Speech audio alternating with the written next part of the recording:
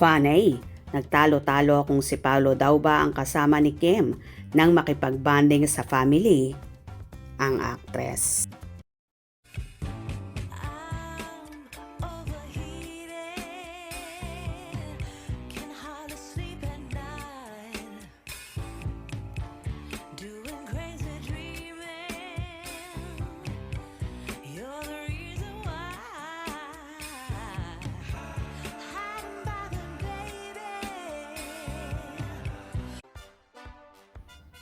Kakaiba ang reaksyon ni Kim Chiu sa natanggap niya na isang napakalaking bouquet na mga bulaklak noong Valentine's Day.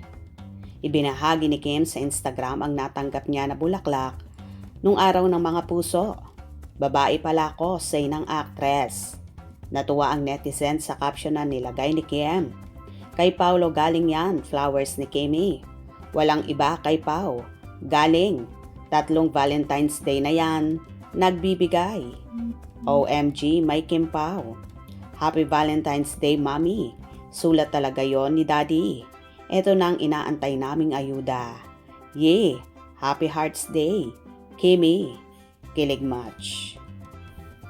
Anyway, nakakaloka nga ito at nagtalo-talo ang mga funny sa naging post kamakailan ni Kimmy sa kanyang Instagram account kung saan karga niya ang pamangkin niyang si Celeste na anak ni na Twinkle at Anton at tanging anti-life lang ang naging caption ng dalaga. Samantala sa bandang likod ng shot na yon ni Kimmy, may nahagip na nakatalikod na tao kung saan nakaupo at pinagkakaguluhan nga ito ng mga fanay at sinasabing si Paolo Avellino daw yon. Meron naman nagsasabi na hindi daw ang actor yon. Narito at ating tunghayan ang mga komento ng mga fans. Siguro late upload lang ito. Si Pao yung nakatalikod sa likod. Same. Ang bangko siguro sa Cebu na nung shot nila sa Alibay. Late post po yan. Nasa Cebu na ulit si Twinkle. Nag-back to work na. Flight na siya. Hanoi, Vietnam nakaraan at kanina ibang flight na naman. Pero di po sa Cebu yang peak na yan. Manila na few days ago. Nagbiyahe sila pa Manila ni Twinkle family. Then, di po si Paolo yan sa likod. Okay po. Bago to kasi lumipad ang sister niya from Cebu. Wala si Pao dyan. Family only. Same thought. Wow, ang cute ni baby. Parang sa Cebu po yan. Late lang upload kasi parang si Pao yung nasa likod ni Kim.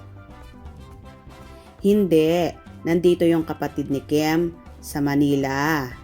New yata yan. Basahin mo ang comments. Nag-aaway-away na dahil ini-insist lagi na si Paolo. Bago ito, hindi yan sa Cebu. Mag-analyze bago mag-comment. Kulot ang buhok ni Pao. Bago yan dito sa Manila. Kasama ni Kim mga family ni Anton. Wala si Avellino dyan. O diba kaloka? At pinagtalon-talunan pa ng mga fan ay kung si Paolo nga ba yung nasa likod, nakuha sa larawan ni Kimmy. Kayo, pagmasdan yung mabuti. Ano sa palagay nyo? Si Paolo nga ba yun o hindi? Hope you enjoyed. Please subscribe for more info.